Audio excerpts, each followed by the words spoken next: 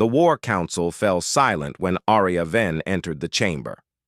She was smaller than any of them, a full meter shorter than the shortest Korthon warrior present. Her skin lacked scales, her frame lacked bulk, and her teeth could barely tear through cooked meat, let alone live prey. Yet every eye in the obsidian hall tracked her movement as she walked toward the strategic holomap at the room's center. Commander Rexy, a battle-scarred Korthon whose crimson scales bore the marks of 30 campaigns, watched her with particular intensity.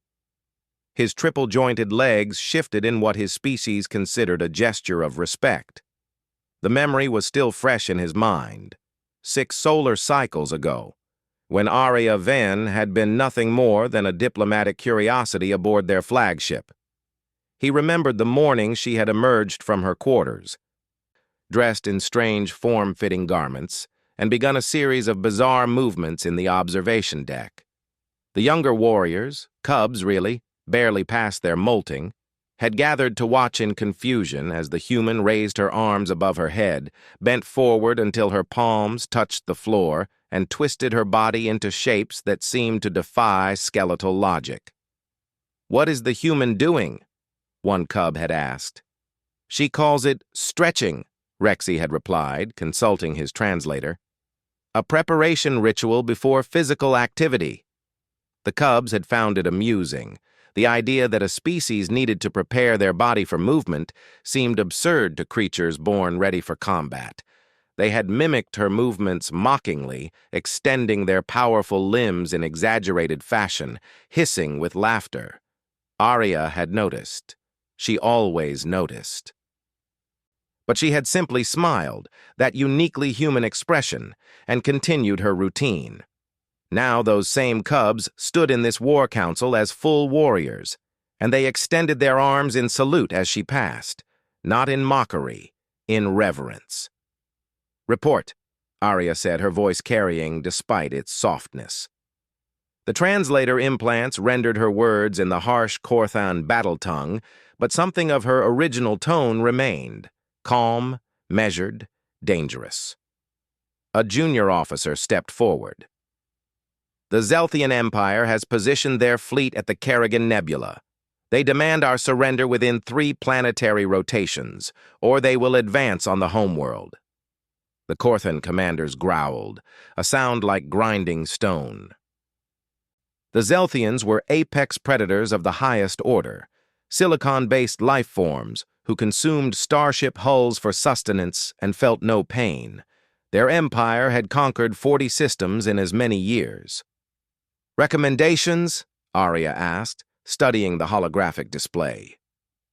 "We fight to the last warrior," one commander snarled. "We die with honor."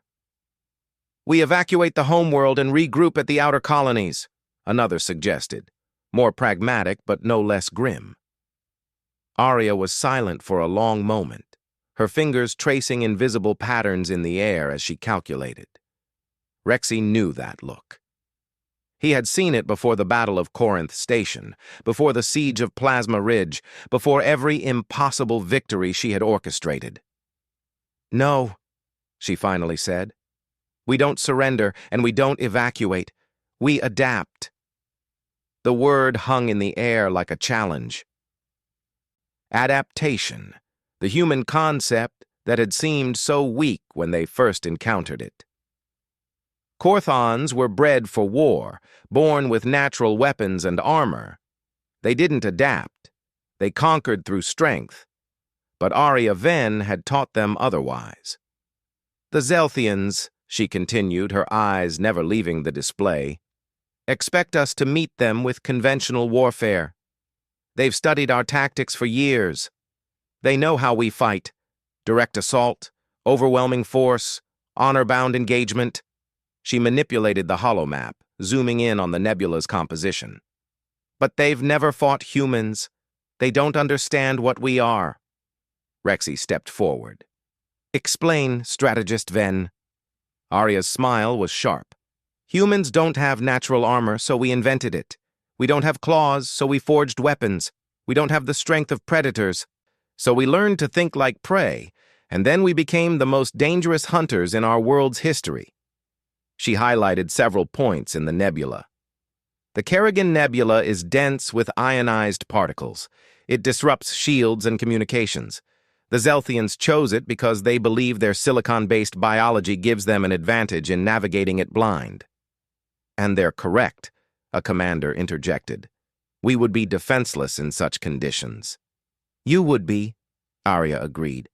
But 6 cycles ago I taught your cubs to stretch. Do you remember what I told them when they asked why? Rexy did remember. You said flexibility prevents injury, that a rigid body breaks under stress, but one that bends survives. Exactly. Arya expanded the tactical display. We won't meet them with strength. We'll use flexibility, small ships, hit-and-run tactics, asymmetric warfare. We'll seed the nebula with remote mines that activate only when Zelthian biosignatures approach.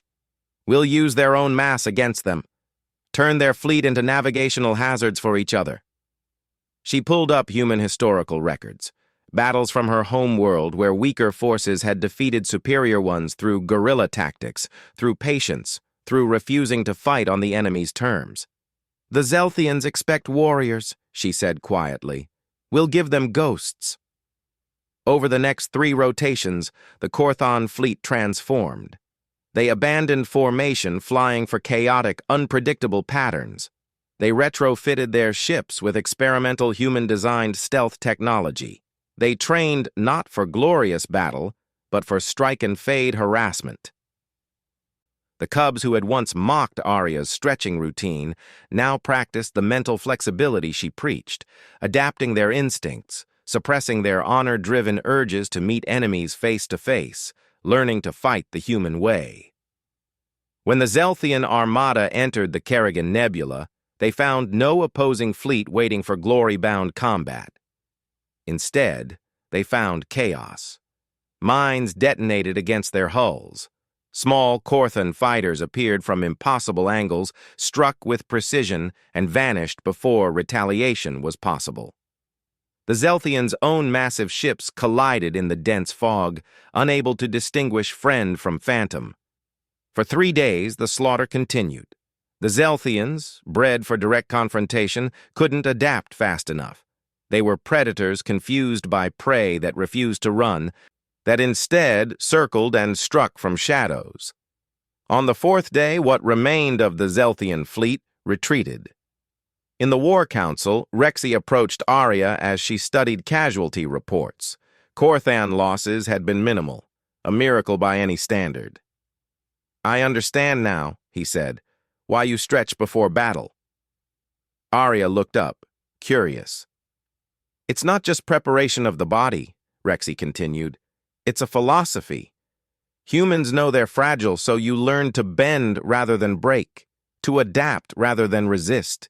You taught us that strength isn't always in the scales we're born with, it's in the shapes we learn to take.